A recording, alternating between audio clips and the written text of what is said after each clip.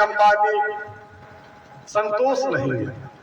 चाहे कितना भी धन हो जाए, धन कितना हो, धन इतना होना चाहिए जिसमें हमारे घर का सुचारू रूप से काम चलता रहे। साईं इतना दीजिए जामे कुटुंब समाए, मैं भी भूखा ना रहूं साधु न भूखा जाए। संतुष्टि तो हमारे अंदर संतोष से होगी, चाहे कितना भी धन हो जाए। परीक्षित जी, अबे आपको उत्तर प्रदेश का राजा बना दिया जाए तब भी मन संतोष होने वाला नहीं है, जब तक हमारे हृदय में संतोष नहीं है। हृदय में संतोष है, सब कुछ वही हो जाता है।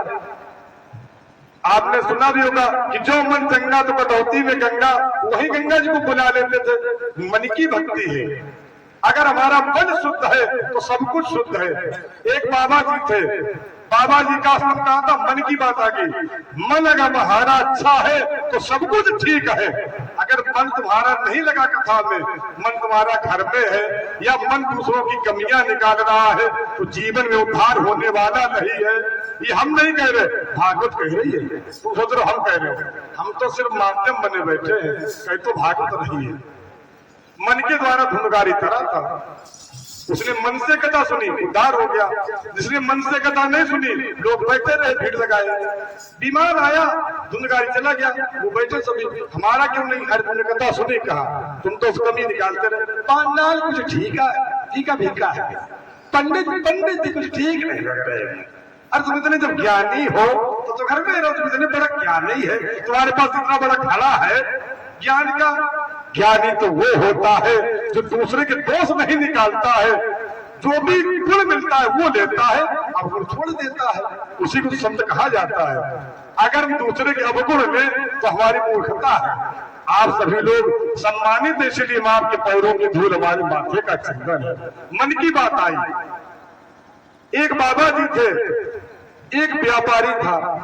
बाबा जी का आश्रम ऐसे जैसे आपका बना है ऐसे ही बना हुआ था। प्रसंग कहां पर चल रहा? मन की बात है। मन हमारा अगर ठीक है तो सब कुछ ठीक है, मन हमारा ठीक नहीं तो कुछ भी ठीक नहीं है। बाबा जी का आश्रम कहा? जैसे आपका गांव वैसे ही आश्रम था। एक व्यापारी 100 गधे लेकर जा रहा था उसी आश्रम के पास से। एक व्यापारी था, उसके पास 100 गधे थे। ऐसे जैसे रोड निकला है ऐसे ही निकलकर ले जा रहा था वो व्यापारी। शाम हो गई, व्यापारी ने सोचा चलो यही बाबा जी के आश्रम में रुक जाए, बढ़िया जगह है। तो वो व्यापारी वही आश्रम में रुक गया। उसने अपने गधे को बांधना चालू कर दिया। एक खूंटी निकालता है, रस्सी निकालता है, बांध देता है। 99 गधों को बांध दिया, एक खूंटी और एक रस्सी कम पड़ गई। व्यापारी बड़ा परेशान बाबा जी के पास में आया। बाबा जी, हमारे 100 गधे हैं, 99 को हमने बांध दिया, लेकिन एक गधा छूटा हुआ है, हम उसे बांध नहीं पा रहे हैं, हम क्या करें? कोई रस्सी हो तो दे दो। बाबा जी ने कहा परेशान ना हो व्यापारी, तुम जाओ उस गधे के पास में, तुम झूठ का ही हथौड़ा मारना, जाके खूंटी गाड़ना और झूठ की ही रस्सी बांधना, बंध जाएगा। व्यापारी का चलो देखते हैं। व्यापारी गधे के पास में आया, वही दिखावटी झूठा हथौड़ा चलाने लगा, खूंटी गाड़ती। एक रस्सी ऐसे ही बताया, इशारा किया, सिर्फ रस्सी करके बांध दीजिए उन्हें। तो गधे को लगा बंध गए। तो 99 बंधे थे, वो भी अपने को मानने लगा कि हम भी बंध गए। अब शाम हो गई, बंधा गधा खड़ा है, 99 बंधे हैं, एक सिर्फ बनरूपी उसमें बंधा हुआ, रस्सी बंधा खड़ा है। सुबह हुई, उसने सभी गधों को खोला तो 99 तो खोल दिए, 100 तो खुले ही था। अब उसे हटाए, वो हटे ना। व्यापारी बड़ा परेशान, हमें लगता बाबा जी ने कोई जंतुर टोना कर दिया, ये कहता जा क्यों नहीं रहा, उठ क्यों नहीं रहा। तो बाबा जी के पास आए, बाबा जी तुमने कोई मंत्र मर दिया क्या? वो गधा उठ ही नहीं रहा, जा ही नहीं रहा। बाबा जी ने कहा तुम जाओ, जैसे गधे को बांधा था वैसे गधे को छोड़ो जाके। व्यापारी आया वहां से, उसने मारा हथौड़ा, ऊँटी हिलाई, गर्दन में रस्सी टेढ़ी करके जो भी हटाया गदा भाग खड़ा हुआ। क्या ऐसे समझे? ऐसा ही हमारा मन है। ये सिर्फ क्या है, संसार में ऐसे ही फंसा हुआ है, हम बंधे नहीं है, हमारा मन बंधा हुआ है।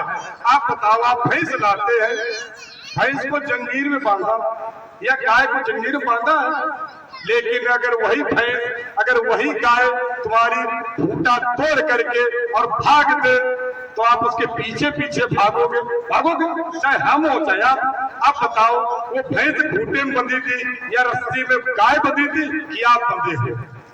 अगर वो बंधी थी तो बंधे रहे, लेकिन हम उसके पीछे भाग रहे हैं, हम भाग रहे उसके पीछे, भैंस के पीछे।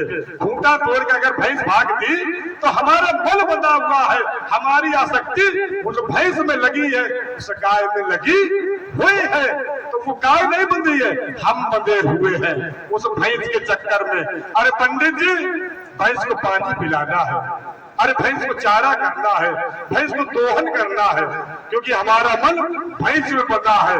भैंस हम में नहीं बंधी, हमारा मन भैंस में बंधा हुआ है।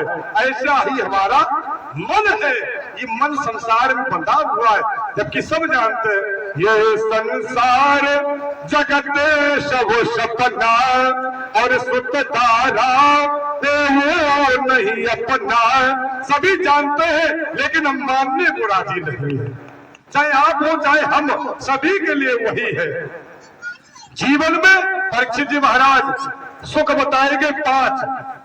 आप सभी लोग बैठे हैं, अपने अंदर डटोल लो कि तुम सुखी हो या दुखी हो, यही रिजल्ट में गया, नगद यही टटोल लो, बाद वाला कोई काम नहीं है, देखो हिसाब किताब मिला के। अब आप देख लो, आप सुखी है या दुखी है? सबसे पहला सुख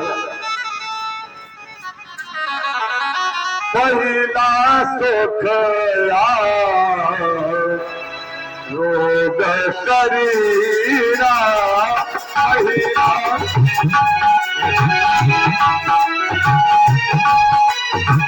रोग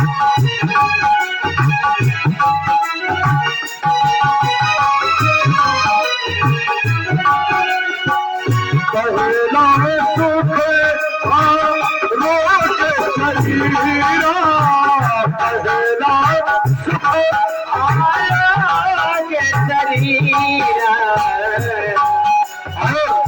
दूसर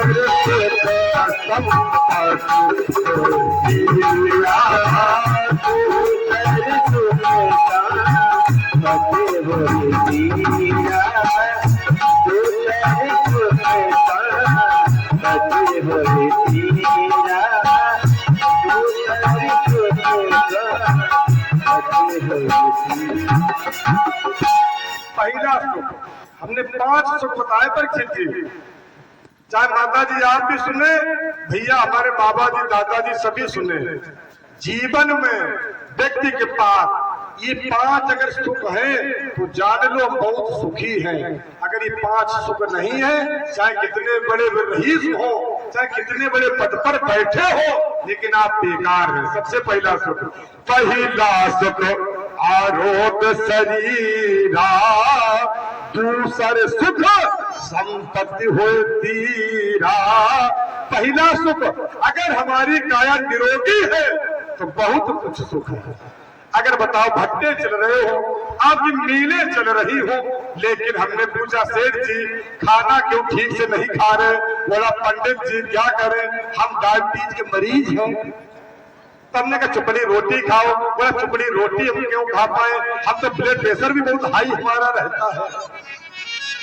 अगर हमारा सुख पहला सुख, दूसरा सुख संपत्ति हो तीरा, दूसरे में हमारा संपत्ति होना, तीसरा सुख सुख आज्ञाकारी, हमारा बच्चा बात मानने वाला निकल जाए, और चौथे में हो पतिव्रता नारी। आज पतिव्रता नारी की बड़ी समस्या है। एक माता जी ऐसी थी कि कहती तुम स्वर्ग बनाएंगी अपने घर को, एक माता जी कहने लगी हमको कुछ भी हो जाए पंडित जी नरक ही बनाएंगी। बोला कैसे? अरे घर ही माँ नरक बनाई। एक माता जी क्या बोली, हम स्वर्ग नहीं बनाएंगे अपने घर को, माता जी ध्यान दें कि अपने घर को नरक बनाएंगे। क्या कहा माता जी ने? अरे घर ही बा नरक बनइबे और स्वर्ग हम कब होना चाहिए। घर ही बा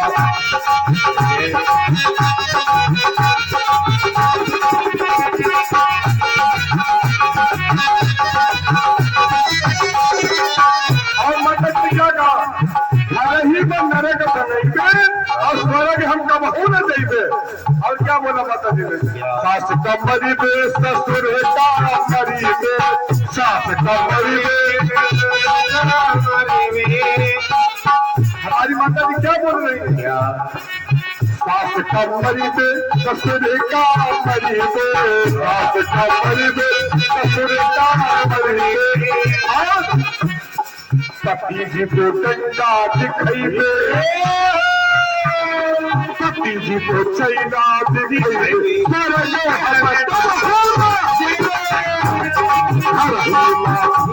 बनइबे स्वर्ग हम कब होना।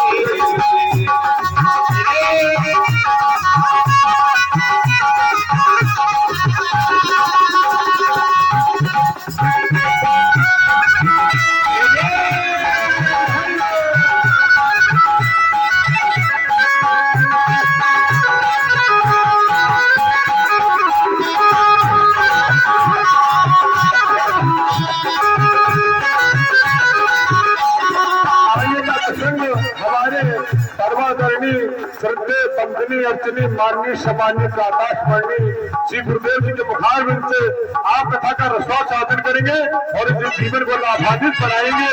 जब तक जिंदगी फुर्सत न होगी काम से, जहाँ तक आवाज जा रही हो और कुछ समय ऐसा निकाले प्रेम कर लो राम से। बरसात जब कसी सुखाने और समय डूब अपने काम चिताने, जब समय निकल जाएगा बाद में याद आएगी तो सब बेकार हो जाएगा।